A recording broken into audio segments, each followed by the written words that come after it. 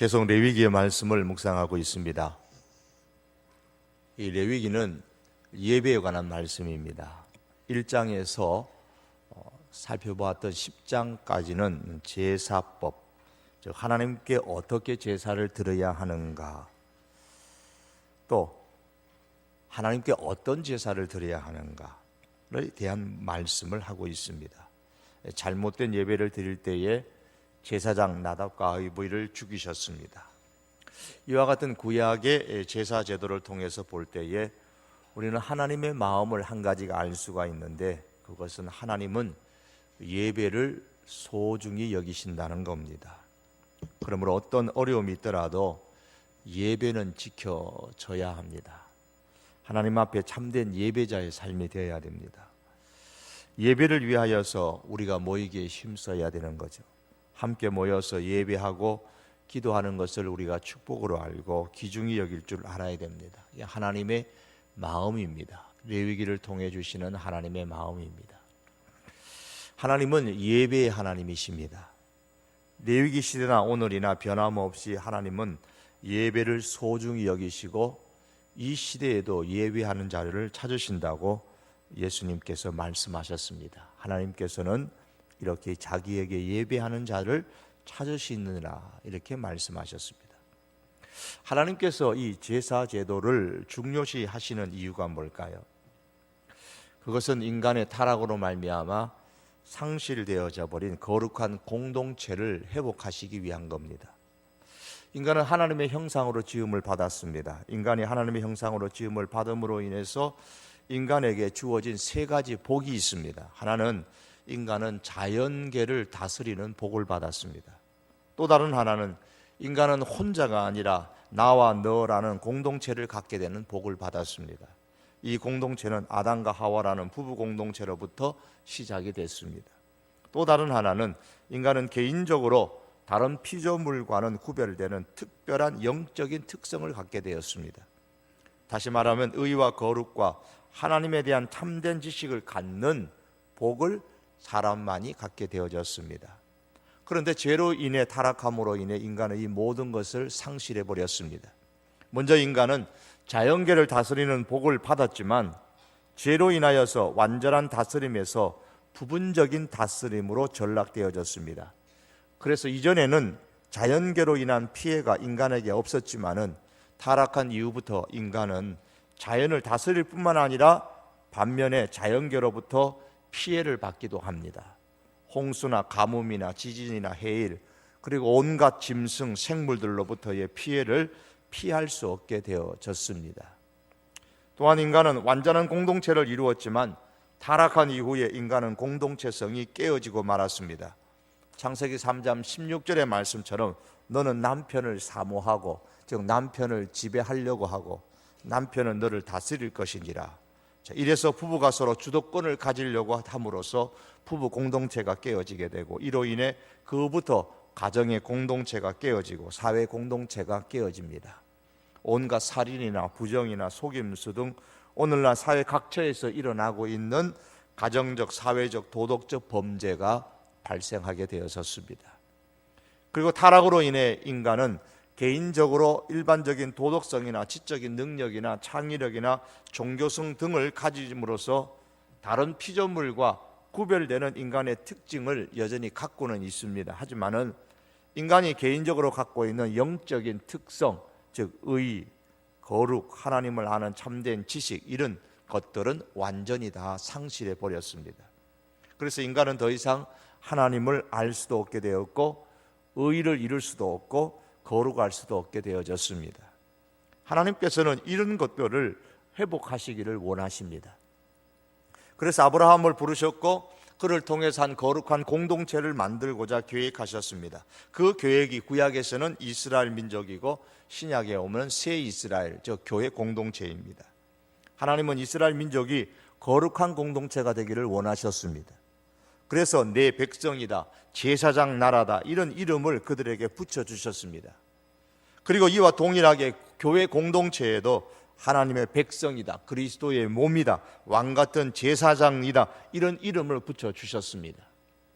죄로 말미암아 깨어진 이 최초의 공동체를 회복하시기 위하여서 이스라엘 민족을 거룩한 공동체로 만드시는데 하나님이 계획하신 가장 핵심적인 것 중에 하나가 바로 오늘 우리가 하는 제사 제도입니다. 이 제사 제도를 통해서 죄를 제거하고 하나님을 향한 유일한 신앙을 강조하게 됨으로써 공동체의 거룩함을 회복하고자 하시는 것이 제사 제도를 주신 하나님의 목적인 겁니다. 오늘날의 예배도 마찬가지입니다. 왜 하나님께서는 예배한 자를 찾으십니까? 예배가 하나님이 계획하신 거룩한 공동체, 거룩한 교회 공동체를 만드는 가장 핵심적인 것이기 때문입니다. 예배를 통하여서 공동체의 거룩함을 이룸으로써 이 땅에 궁극적인 하나님의 나라를 이루어가는 것이 하나님의 계획입니다. 왜 우리가 선교하고 왜 그렇게 전도를 강조하고 하나님께서 전도를 말씀합니까? 예배 공동체, 거룩한 공동체를 이루기 위한 겁니다. 이 사실을 우리가 바로 깨닫는다면 성도는 단순히 복받기 위해 예배드리는 차원을 넘어서야 됩니다. 내가 예배드리는 것 자체가 거룩한 공동체를 이루기 원하시는 하나님의 계획에 동참하는 것임을 우리가 깨달아야 되고, 그래서 이 깨달음 속에서 우리가 예배를 중요시 여겨야 되는 것이고 예배에 힘을 다하여서 우리가 하나님께 나아가야 되는 겁니다. 이 거룩한 공동체를 예배를 통해서 우리가 실현해 나가야 됩니다. 레위기 1장에서 10장의 내용이 이런 의도에서 제사 제도에 대해 초점을 맞추고 있는 반면에 이 11장에서 15장까지는 그렇게 하나님께 제사 드리는 사람은 어떤 사람이어야 하는가에 관해서 초점을 맞추고 있습니다. 이를 우리는 정결법이다라는 말로 표현을 합니다. 본문 11장에는 먹는 것에 대한 정결법에 관해서 말씀을 합니다. 11장은 전체가 크게 두 부분으로 나누어집니다. 1절에서 23절 말씀은 깨끗한 음식과 깨끗하지 못한 음식에 대해서 기록하고 있고, 이제 24절에서 47절 말씀은 오염으로 인해서 부정하게 되는 것에 대해서 기록을 하고 있습니다. 부정한 짐승 동물일지라도 살아있을 경우에 사람이 만지는 것은 부정하지 않습니다. 그러나 낙타가 부정할지라도, 그래서 이 낙타가 부정할지라도 낙타를 타는 사람은 부정하지 않는 겁니다. 살아있기 때문에. 하지만 깨끗한 동물이라고 할지라도 죽은 사체와 접촉하게 되면 접촉된 것은 사람이든 물건이든 다 부정하게 됩니다. 24절, 27절, 31절, 39절의 말씀이죠. 그래서 이 죽은 이 사체에 옷이나 그릇이나 가죽 등이 닿으면 닿는 것마다 부정하게 되기 때문에 빨거나 물에 담아 씻거나 혹은 그릇에 따라서는 깨트려 버려야만 했습니다. 이 11장은 이렇게 먹을 수 있는 정결한 짐승과 먹지 말아야 하는 부정한 짐승에 대해서도 아주 구체적으로 세부적으로 구별을 하고 있습니다. 땅에 있는 짐승 중에서 굽이 갈라지고 동시에 새김질하는 것은 먹을 수 있다 그랬습니다. 예를 들면 소와 양과 염소 이런 거죠. 그런데 이 둘 중에 하나를 만족시키지 못하는 짐승, 즉 굽이 갈라졌으나 새김질을 못하는 것, 혹은 새김질을 하는데 굽이 갈라지지 않은 것, 이런 것은 둘 다를 만족하지 못하기 때문에 더러운 것으로 취급해서 먹지 말라 그랬습니다. 그게 3절에서 8절의 말씀에 나옵니다. 특별히 3절에 보면 짐승 중에 11장 3절에 보면 모든 짐승 중 굽이 갈라져 쪽발이 되고 새김질하는 것은 너희가 먹되, 그렇게 말씀하는 겁니다. 또 물에서 사는 생물 중에서 지느러미와 비늘이 있는 것은 깨끗한 것으로 먹을 수가 있지만 둘 중에 하나라도 없는 것은 더러운 것이기 때문에 먹지 말라 그랬습니다. 그게 9절에서 12절의 내용입니다. 그리고 새 중에서도 먹을 수 있는 것과 깨끗한 것과 먹지 못하는 더러운 것이 있습니다. 곤충 중에서 날개가 있고 네 발로 걷는 것은 먹지 말고, 날개가 있고 네 발로 걷는 곤충 중에서 발목과 다리가 있어서 땅에서 뛸 수 있는 것은 깨끗한 것으로 여기고 먹으라 그랬습니다. 20절에서 23절이 그 내용입니다. 여러분, 왜 하나님께서 이런 복잡한 기준을 정하셨는지에 대해서 이유가 뭘까요? 오늘날 우리는 구태여 이렇게 먹을 음식과 먹지 못할 음식을 구별하느라고 신경 쓰면서 외울 필요가 없잖아요. 이 당시에 이 구약 이스라엘 백성을 먹는 거 하나 참 신경 많이 썼을 것 같아요. 어떤 짐승, 어떤 곤충, 어떤 새를 먹어야 할 것인가 말 것인가, 그들은 신경 썼지만 오늘 우리는 더 이상 신경 쓰지 않잖아요. 왜 그렇습니까? 예수님의 제자들이 손을 씻지 않고 음식을 먹는 것을 보고 바리새인들과 서기관들이 비난을 했을 때에 예수님께서 말씀하시기를 입에 들어가는 것이 사람을 더럽게 하는 것이 아니라 입에서 나오는 그것이 사람을 더럽게 하는 것이니라고 말씀하셨습니다. 이와 같은 내용인 마가복음서 7장 19절 말씀에는 모든 식물을 깨끗하다고 말씀하셨습니다. 이 예수님의 말씀은 구약의 정결법에 익숙한 유대인을 염두에 두고 하시는 말씀이에요. 즉 정결한 동물, 부정한 동물, 깨끗한 짐승, 더러운 짐승의 구분을 폐지하시는 예수님의 말씀입니다. 또한 정한 짐승과 이 부정한 음식의 구분을 폐지하는 것이 하나님의 뜻인 것을 알 수 있는 것이 사도행전에 보시면은 고넬료와 베드로의 사건을 통해서 알 수가 있습니다. 이 고넬료가 기도하는 중에 베드로를 초청하라는 응답을 받았는데, 동시에 고넬료가 사람을 베드로에게 보냈을 때에 베드로 역시도 기도하는 중에 환상을 보았죠. 하늘에서 보자기가 내려왔습니다. 보자기를 펴보니까 온갖 이 구약의 정결법에 의하면 먹어서는 안 되는 부정한 짐승이 그 보자기 안에 우글우글했습니다. 베드로가 깜짝 놀라서 멈칫거리자 하나님께서 베드로에게 그것을 잡아 먹으라 그랬습니다. 베드로가 완강히 거절했죠. 하나님, 이건 부정한 짐승입니다. 내가 어찌 이것을 먹을 수 있겠습니까? 저는 안 먹습니다.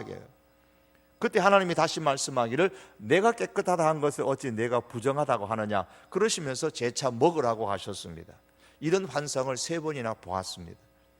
베드로는 이 환상이 무슨 뜻인가를 생각하는 중에 고넬료가 보낸 종들이 와서 베드로를 초청하는 주인의 뜻을 전하고, 그때 베드로가 깨달음이 있어서 이방인인 이 고넬료의 집으로 가서 거기서 말씀을 증거했던 것입니다. 베드로가 고넬료가 보낸 종을 따라 이방인인 고넬료 집으로 온 것은 하나님께서 보여주신 환상의 의미를 그가 깨달았기 때문입니다. 그가 이후에 이렇게 말합니다. 유대인으로서 이방인을 교제하는 것과 가까이 하는 것이 위법인 줄은 너희가 알거니와 하나님께서 내게 지시하사 아무도 속되다 하거나 깨끗이 않다 하지 말라 하시기로 내가 부름을 사양치 않고 왔다. 그렇게 고넬료에게 이야기를 합니다. 이렇게 하나님께서도 예수님께서도 예수님이 오신 신약 시대에는 음식에 있어서 깨끗한 것과 부정한 것의 구별을 폐지하셨습니다. 그러면 오늘날 우리 성도는 하나님께서 지으신 그 모든 것이 선함으로 감사함으로 받으면 버릴 것이 없습니다. 즉 성경은 말씀하기를 하나님이 지으신 모든 것이 선함에 감사함으로 받으면 버릴 것이 없나니 하나님의 말씀과 기도로 거룩하여 지민이라 그랬습니다. 이 말씀은 다 구약의 정결법을 배경으로 두고 하시는 말씀이에요. 그러므로 우리가 구약에 먹지 못했던 돼지고기도 감사기도하고 맛있게 드시면 되고요, 못 먹었던 토끼고기도 감사기도하고 맛있게 드시면 됩니다. 지느러미하고 비늘이 없는 조개나 게나 장어나 뭐 이런 거 감사기도하고 맛있게 드시면 돼요. 있으면 감사기도하고 맛있게 드시고 건강해서 하나님께 영광을 드리면 됩니다. 그렇게 살면 돼요. 더 이상 우리는 이 레위기 11장에 나오는 정결법에 따라서 짐승을 깨끗한 것과 부정한 것으로 구분할 필요가 없습니다. 그러면 오늘날 우리들한테는 먹어도 아무런 문제가 되지 않는 이 음식들을 왜 그 당시에는 깨끗하지 못하니 먹지 말라, 깨끗하니 먹으라 그러셨을까라는 거예요. 부정하다, 부정하지 않다 이런 말씀을 왜 하시는 걸까요? 2가지 이유를 생각해 보게 됩니다. 하나는 지속적으로 은혜 안에서 살라는 뜻입니다. 지속적으로 은혜 안에서 살아라. 이스라엘 사람들이 사물을 구별하는 사고방식은 3분법입니다. 거룩과 정결과 부정입니다. 이스라엘의 진은 정결한 곳입니다. 이스라엘의 진 밖은 부정한 곳입니다. 그리고 이스라엘 진 중에 가운데서도 성막은 거룩한 곳입니다. 그래서 거룩한 것과 정결한 것과 부정한 것이 구분이 되어져 있습니다. 사람을 보는 시각도 거기에 따라 삼분법입니다. 제사장과 이스라엘 사람과 그리고 이방인입니다. 제사장은 거룩하고 이스라엘 사람은 정결하고 이방인은 부정합니다. 동물의 세계도 삼분법입니다. 삼분법으로 보는 거예요. 시각이 그렇습니다.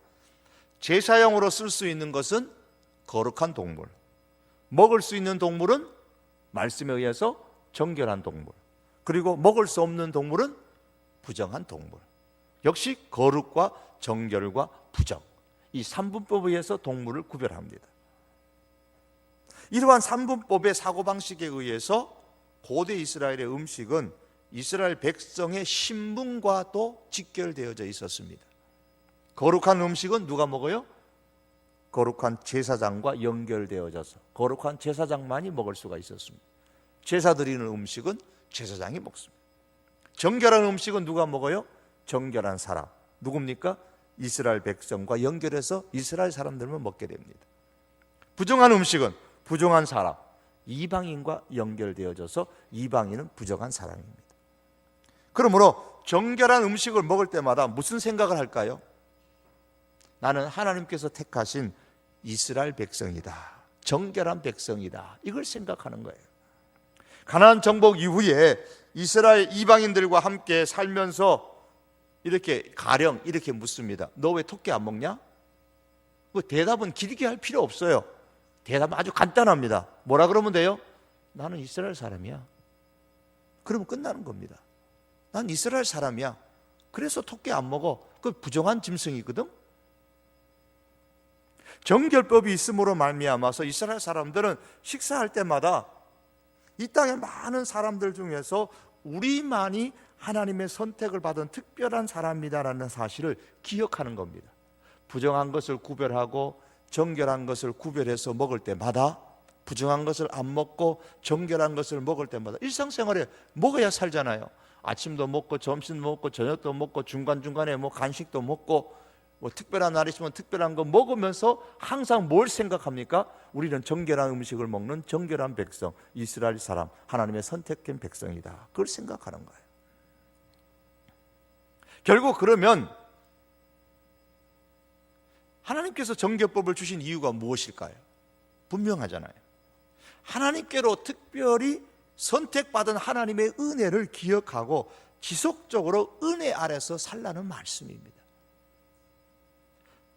너는 여호와 내 하나님의 성민이라. 내 하나님 여호와께서 지상 만민 중에서 너를 자기 기업의 백성으로 택하셨나니 여호와께서 너희를 기뻐하시고 너희를 택하시면 너희가 다른 민족보다 수요가 많은 연고가 아니라 너희는 모든 민족 중에 가장 적으니라. 신명기 7장의 말씀입니다. 이게 무슨 내용이냐면 모든 민족 중에서 가장 적은 민족, 가장 민족 중에서 못난 민족, 연약한 민족, 부족한 것이 많은 민족, 그럼에도 불구하고 하나님께서 자기 기업의 백성으로 택하셨습니다. 이게 하나님의 은혜죠. 이 은혜를 언제 기억하라고요? 음식을 먹을 때마다 일상생활 속에서 늘 기억하면서 지속적으로 은혜 가운데 거하라는 뜻입니다. 오늘 본문 45절 초도에 뭐라고 하셨습니까? 나는 너희의 하나님이 되려고, 45절의 말씀에 너희를 애굽 땅에서 인도하여 낸 여호와라 그랬습니다.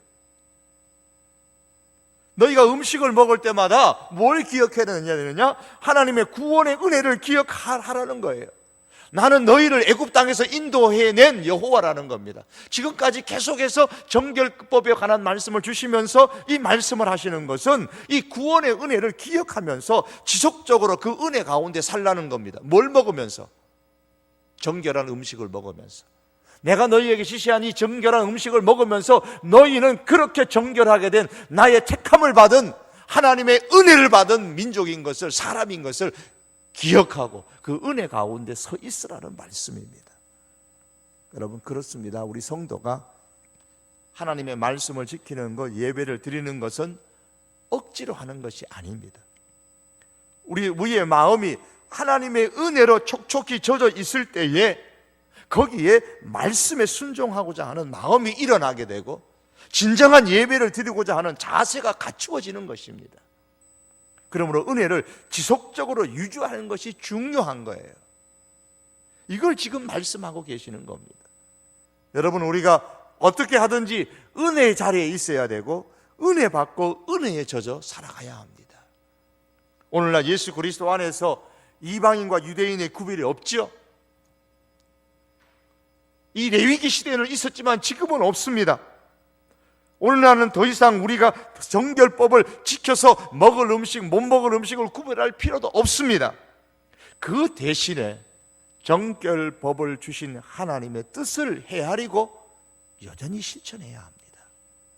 그것이 바로 무슨 일을 하든지 나의 현재의 존재 자체가 하나님의 은혜로 된 줄로 알고 예수 그리스도의 구속의 은혜로 말미암아 내가 존재한다는 사실을 우리가 알고서 그 하나님의 구원의 은혜를 기억하여서 끊임없이 은혜로 내 생각과 내 삶을 적시면서 살아야 되는 겁니다. 그럴 때에 예배가 살아있는 예배가 되는 거예요. 그럴 때에 그 예배가 살아있을 뿐만 아니라 그 공동체가 거룩한 공동체로 회복되는 겁니다.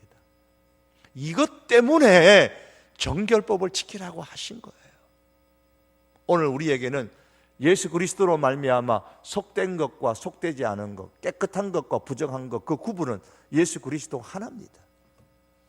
예수 그리스도의 보혈 안에 있으면 깨끗한 것이고 예수 그리스도의 보혈을 벗어나는 모든 것은 더러운 것입니다. 예수 그리스도의 보혈 안에서 우리가 하나님의 은혜를 기억하며 살아야 됩니다. 음식에 대한 정결법을 주신 또 하나의 이유는 하나님께 제사 드리는 이 하나님의 백성이면 하나님의 백성답게 하나님을 닮아가면서 살라는 겁니다. 정결법의 내용을 보시면은 실제로 이스라엘 백성이 세상을 살아가면서 접할 수 있는 모든 동물을 일일이 깨끗한 것과 부정한 것으로 나누고 있습니다. 정말 하나님이 아주 세세한 세밀한 하나님이세요. 이게 무슨 말씀이냐면 결국 하나님께서 요구하시는 것은 하나님께 제사를 드렸느냐 안 드렸느냐로 끝나는 문제가 아니라 하나님께 제사를 드린 사람답게 일상생활에서도 깨끗한 모습으로 살고 있느냐 아니냐의 문제를 하나님께서 언급하고 계시는 거예요. 즉 하나님은 공적인 예배뿐만 아니라 거룩한 삶을 요구하시는 겁니다. 모여서 드리는 이 공적인 예배와 흩어져서 삶에서 드리는 생활의 예배를 둘 다 지금 강조하는 거예요. 1장에서 10장까지는 모여서 드리는 공적인 예배를 강조하는 말씀이라면 이 11장 이후부터는 흩어져서 우리의 삶 속에서 드리는 이 생활 예배를 강조하는 겁니다. 오늘 본문 44절과 45절에 이렇게 말씀합니다. 나는 여호와 너희 하나님이라. 내가 거룩하니 너희도 몸을 구별하여 거룩하게 하고 땅에 기는 길짐승으로 말미암아 스스로 더럽히지 말라. 나는 너희의 하나님이 되려고 너희를 애굽 땅에서 인도하여낸 여호와라. 내가 거룩하니 너희도 거룩할지어다. 정결한 음식과 부정한 음식을 구별하는 목적이 거룩과 상관이 있다는 말씀이에요. 지금 정결한 것과 부정한 것을 구별하는 정결법을 말씀하고 나서 지금 하나님이 거룩을 지금 언급하는데 하나님 자신의 거룩과 지금 연결시켜가면서 우리가 거룩해야 된다고 말씀하는 겁니다. 하나님은 구약의 성도들에게 먹을 수 있는 음식과 먹지 못할 음식을 구별해 주셨고 백성들에게 이 수단을 사용함으로써 계속해서 거룩해져야 한다는 말씀하시는 겁니다. 음식 자체가 사람을 거룩하게 해주는 것이 아니죠. 뭐 소 먹고 양 먹고 염소 먹었다고 해서 거룩해지고 뭐 토끼 먹었다고 그래서 돼지 먹었다고 그래서 부정해지고 그 짐승 자체가 거룩한 것과 부정한 것을 만들어주는 것은 아니지 않습니까? 하나님께서 깨끗하다고 먹으라고 허락하신 음식을 먹음으로써 그리고 하나님께서 먹지 말라고 하시는 음식을 먹지 않음으로써 그 하나님의 말씀에 순종하는 매일매일 매시매시의 그 순종의 모습으로 말미암아서 거룩해지는 것입니다. 음식이 아니라 말씀에 대한 순종이 거룩한 생활을 가능하게 하는 것이에요. 여러분, 이 땅에 사는 우리 성도들에게 하나님께서 원하시는 수준은 구원이 아니라 거룩입니다. 이 땅의 수많은 백성들, 이 지구촌의 수많은 백성들을 지금도 하나님께서 바라보시면서 원하시는 것은, 하나님의 목표는 구원이 아니고 거룩이란 말씀입니다. 이 거룩을 이루기 위하여서 공적인 예배를 강조하시고 정결법을 만들어 주시면서 생활의 예배를 강조하시는 겁니다. 그러므로 우리는 이 땅을 사는 성도로서의 우리의 목표는 구원이 아니라 거룩이어야 됩니다. 나는 구원받았다는 사실로 춤추고 기뻐하는 수준에서 우리가 머물지 말고, 구원받았으면 구원받은 사람으로서 구별되게 거룩하게 살아가야 하는 것입니다. 미가 선지자는 이스라엘 사람들의 입장에서 이렇게 말합니다. 내가 무엇을 가지고 여호와 앞에 나아가며 높으신 하나님께 경배할까? 내가 번제물 1년 된 송아지를 가지고 그 앞에 나아갈까? 여호와께서 천천의 수양이나 만만의 강수 같은 기름을 기뻐하실까? 내 허물을 위하여 내 맏아들을, 내 영혼의 죄를 위하여 내 몸의 열매를 드릴까? 여러분, 이 말씀은 미가가 하나님을 경배하고 싶은 간절한 마음으로부터 나온 그런 질문이 아닙니다. 이스라엘 백성들의 지금 대변하는 질문입니다. 이스라엘 백성들의 지금 잘못되어진 신앙을 지적하는 그런 냉소적인 표현인 거예요. 이어서 질문한 이후에 미가가 이렇게 대답을 합니다. 사람아, 주께서 선한 것이 무엇임을 내게 보이셨나니 여호와께서 내게 구하시는 것이 오직 공의를 행하며 인자를 사랑하며 겸손히 내 하나님 함께 행하는 것이 아니냐, 이렇게 말씀합니다. 무슨 말씀이냐면, 그 외형적인 제사, 공적인 예배의 의무를 다하면서도 얼마든지 하나님께서 원하시는 것, 즉 공의를 행하고 인자를 사랑하고 겸손히 하나님과 함께 행하는 것을 행하지 않을 수 있다는 말씀입니다. 공적인 예배는 소중하게 드릴 줄 알면서도 생활의 예배는 무시하면서 얼마든지 살 수 있다는 말입니다. 그것은 하나님이 원하시는 것이 아니라는 것이에요. 그래서 사람아, 주께서 선한 것이 무엇임을 우리에게 보여주신 거예요. 미가 선지자의 말씀처럼 이 정결법을 통해서 보여주셨습니다. 그러므로 여러분, 이스라엘 백성이 깨끗한 음식을 먹어야 했듯이 하나님의 사람들은 인격적인 육체적인 깨끗함을 지켜야 됩니다. 왜냐하면 이것이 하나님의 말씀이 요구하는 것이기 때문입니다. 하나님이 보실 때 선한 것이 뭐냐는 거예요. 아무리 세상의 도덕적인 기준이 낮아져서 예컨대 결혼 전에 동거하는 것이 괜찮다, 한술 더 떠서 살아보고 결혼하는 것이 훨씬 안정된 결혼 생활을 할 수 있다, 실제로 이런 것을 주장하는 사상가들도 있고 이것을 실제로 행하는 사람들도 있고 또 이런 영화들도 있고 드라마도 있고 합니다만, 세상은 그렇더라도 하나님은 그러한 생활을 정상이 아닌 부정한 것이라고 말씀하시면서 너희는 그렇게 하지 말라고 말씀합니다. 더 이상 입으로 들어가는 것의 종류로 이제 정결할 것인가 부정한 것인가를 구별하는 시대는 끝났습니다. 이제는 입에서 나오는 것으로 정결한가 부정한 것을 구별해야 되는 시대입니다. 입에서 나오는 것들은 마음에서 나오나니 이것이야말로 사람을 더럽게 하느니라. 마음에서 나오는 것은 악한 생각과 살인과 음란과 도적질과 거짓 증거와 회방이니 이런 것들이 사람을 더럽게 하는 것이요, 씻지 않는 손으로 먹는 것은 사람을 더럽게 하지 못하느니라. 정결법을 완전히 뒤엎으시는 예수님의 말씀입니다. 왜 예수님이 이 하나님의 정결법을 뒤엎습니까? 하나님의 마음을 알기 때문입니다. 하나님의 깊은 마음, 정결법을 주신 하나님의 깊은 뜻을 우리 예수님이 다 헤아리시기 때문에 이런 말씀을 주시는 겁니다. 그런데 이스라엘 백성들은 겉으로 드러나는 정결법은 지키려고 하면서도 하나님의 그 정결법을 주신 마음을 헤아리지 못하니 미가 선지자가 안타까워서 지금 하는 말씀이에요. 사랑하는 성도 여러분, 오늘 우리가 깊이 마음이 새겨야 할 것이 이것입니다. 하나님은 성도의 거룩한 삶을 통하여 자신이 누구신지를 세상에 나타내시기를 원하십니다. 그래서 세상의 사람들이 하나님을 예배하기를 원하십니다. 율법을 자랑하는 내가 율법을 범함으로 하나님을 욕되게 하느냐? 기록된 바와 같이 하나님의 이름이 너희로 인하여 이방인 중에서 모독을 받는도다. 율법을 자랑하면서도 이방인 가운데서 하나님의 그 뜻을 행하지 않으니 하나님의 이름이 율법을 행하는 너희로 말미암아 세상에서 모독을 받고 있다고 탄식하십니다. 우리의 삶으로 하나님의 이름, 하나님의 존재 자체가 세상 사람들 가운데서 모독을 받지 않도록 해야 할 책임이 우리에게 있음을 기억할 수 있기를 바랍니다. 이것을 기억하고 거룩한 삶을 살도록 힘쓰십시다. 거룩한 삶을 진정으로 원하십니까?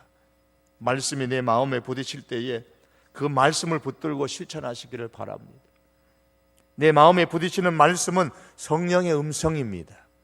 그 성령의 음성을 물리치지 마십시오. 이미 예수 그리스도를 구주로 고백하는 우리의 마음에는 성령이 내주하시는데 말씀을 통하여 성령께서 끊임없이 우리 마음속에 말씀을 하세요. 음성을 주신단 말입니다. 그 성령의 음성을 우리가 물리치지 않아야 합니다. 구약 백성이 음식으로 인하여서 거룩하게 된 것이 아니라 먹지 말라 한 음식을 먹지 않고 먹으라 한 음식을 먹는 그 말씀의 순종으로 인하여서 거룩하게 되어졌음을 기억할 수 있기를 바랍니다. 말씀대로 순종하고자 하는 그 의지적인 실천이 있는 사람이어야 거룩한 삶을 향하여 나갈 수가 있습니다.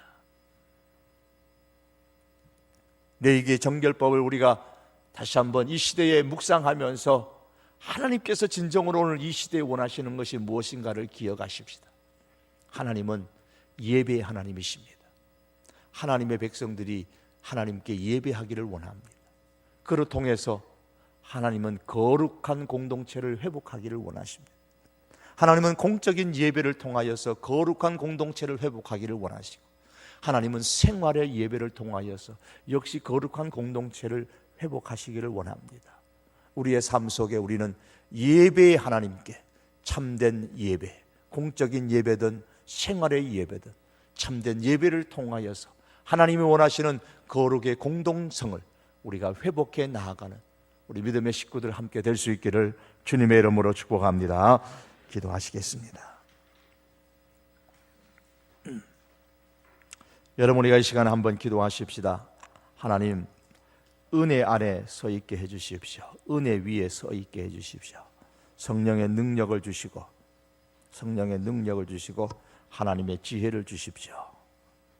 은혜에 젖어서 우리가 진심으로 하나님을 예배하는 우리 예배자가 되도록, 생활의 예배, 공적인 예배, 참된 예배자가 될 수 있도록 우리가 한번 기도하십시다. 우리 두 번째 기도의 제목입니다. 여러분, 우리가 지난 우리 부흥회를 통해서 은혜를 받으셨는데 가장 도전을 준 것, 내가 섬길 대상, 우리 전도의 대상자를 위하여 기도하자 그랬습니다. 전심으로 기도에 힘쓰고 섬기자고 했습니다. 이 금요일에는 올라와서 특별히 우리가 이 섬길 대상자를 마음에 두시고 그들의 이름을 불러가면서 여러분 기도하시고 또 한 주 동안 섬기고 또 기도하고 섬기고 그렇게 하십시다. 은혜 위에 서 있게 해주시고 은혜에 젖는 신앙생활 할 수 있게 해주십시오. 두 번째 기도의 제목은 우리가 섬길 대상자를 우리 염두에 두고 하나님 그 영혼을 긍휼히 여겨달라고, 구원해달라고 여러분 위해서 한번 기도해 주시기를 바랍니다. 우리 다 같이 한번 주여 부르짖고 기도합니다.